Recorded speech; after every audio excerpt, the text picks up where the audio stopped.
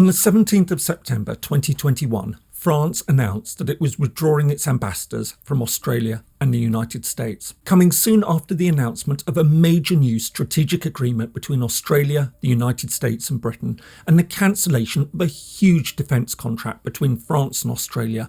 It marked an unprecedented falling out between key Western allies. And while it seems that relations are already being repaired, at least between Paris and Washington, the effects may well be felt long into the future. Hello and welcome. If you're new to the channel, my name is James Kerr-Lindsay, and here I take an informed look at international relations, conflicts, and the origins of countries. One of the most common ways a country can display serious displeasure in its international relations is to recall its ambassador for consultations. Falling far short of breaking off diplomatic relations or even closing an entire mission, it nevertheless sends a powerful message of real anger. It's against this backdrop that France's decision to withdraw its ambassadors to Australia and the United States was such major news. While it's certainly not unusual for allies to have occasional differences, even quite serious ones, the spectacular falling out between France on the one hand and Australia, Britain and the United States on the other has been unusually severe. Indeed, as has been pointed out, this is the first time Paris has recalled its ambassador to Washington in almost 250 years of diplomatic relations. The roots of the crisis lie in China's growing strategic strength. It seems increasingly hard to imagine, but there was a time, and not so very long ago, that the People's Republic of China tended to shy away from international engagement. However, over the past 2 decades, Beijing has dramatically extended its international influence economically, politically, and even strategically. Its flagship Belt and Road Initiative is an attempt at a modern recreation of the ancient Silk Road linking China with the Middle East and Europe. Meanwhile, across Africa and elsewhere, it's increased its economic presence with major investments. At the same time, there have been growing fears about its increasing military strength in the Indo-Pacific region, as well as ongoing tensions over the South China Sea, an issue I hope to come back to in a future video. There have been fears about increasing Chinese belligerency towards Taiwan. All this has made many countries, including key regional actors such as Japan, India, the United States and Australia, increasingly nervous. And it's this rising concern that provides the backdrop for the current spat. In 2016, Australia signed a major defence deal with France to purchase 12 diesel-electric submarines. To be built by DCNS, now the Naval Group, which is almost 2/3 owned by the French government, the agreement was worth almost $40 billion. A huge boost to the French defence industry. It was expected that it would lead to the creation of thousands of jobs. Indeed, it was so significant that French leaders hailed it as the deal of the century. However, since then, things have changed. The further deterioration of relations with China, coupled with apparent delays and cost overruns with the submarine deal, means that Australia appeared to have had a rethink. Having supposedly rejected the possibility of acquiring US-made nuclear submarines in 2016, the Australian government, led by the strongly pro-American Scott Morrison, reconsidered its decision and entered into secret talks with Washington that would eventually pave the way for an even more radical rethink of Australia's strategic relations. On the 15th of September, US President Joe Biden and Prime Minister Morrison joined the UK Prime Minister Boris Johnson for a live 3-way press conference to announce the creation of a major new security partnership, AUKUS. Covering cooperation across a range of defence areas, they announced that the first major initiative would be the construction of a fleet of nuclear-powered, though not nuclear-armed, submarines for Australia. The French deal had been sunk. Unsurprisingly, Paris was furious. Using uncharacteristically harsh language, the French Foreign Minister, Jean-Yves Le Drian, openly accused the 3 countries of lying and deceit, especially as French officials insist that Washington had previously reassured them that rumours of the agreement had been false. Just 2 days later, France recalled its ambassadors from Canberra and Washington DC for consultations. Apparently, London was spared on the grounds that Paris was familiar with its permanent opportunism and that Johnson had merely been the 5th wheel on the carriage.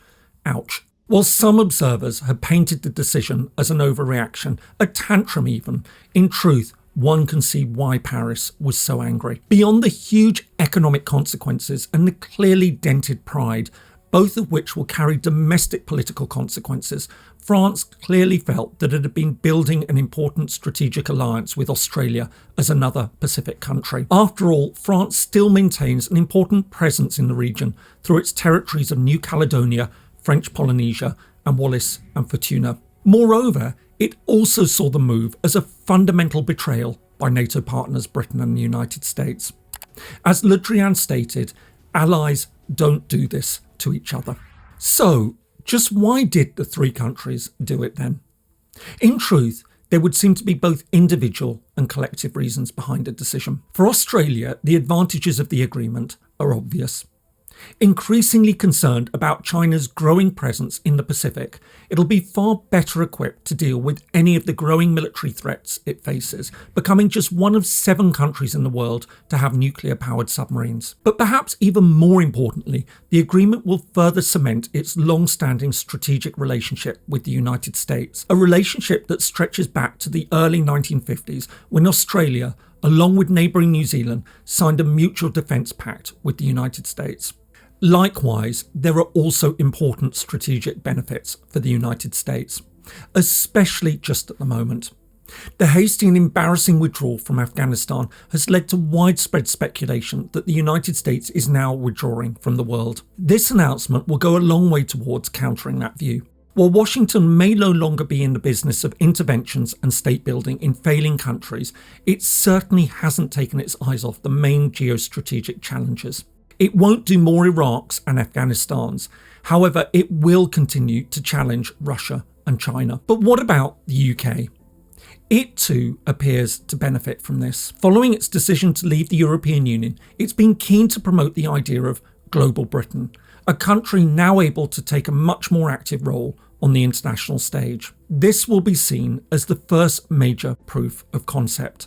After all, or so the argument goes, it wouldn't have been possible to participate in such a monumentally significant snub to a fellow EU partner while it was still in the Union. But there seem to be wider reasons why France wasn't involved. Most importantly, Paris had seemingly been far slower than the others to pick up on the perceived Chinese threat. Indeed, even relatively recently, it was keen to present itself as a link between China and Europe. This appeared to leave the others no choice but to do their own thing. However, others would point out that in the past year or so, Paris has in fact become increasingly sceptical about China, a point also reflected in growing public concern about Beijing's role in world affairs and human rights abuses. In any case, Paris will have been incensed that it wasn't even given the option of taking part. And this is in fact perhaps the most significant aspect of the whole crisis. While it's clear that the agreement is designed to focus on China, although Beijing isn't specifically named, the most immediate impact of the agreement is actually on Western unity.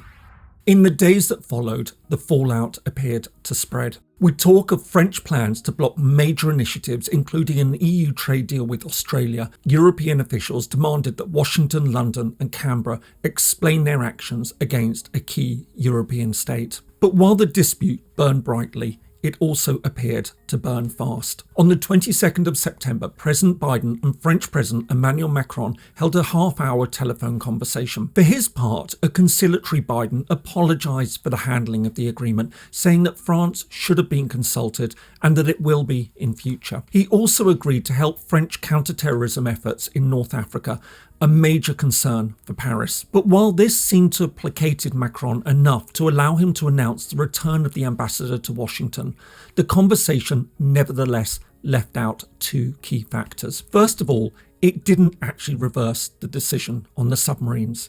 Secondly, it didn't commit to include France in the new pact. And it's these 2 factors that are likely to have a longer-term effect. While Macron may want to mend fences with the United States, there's no escaping the fact that France has been hard hit by the cancellation of the submarine deal.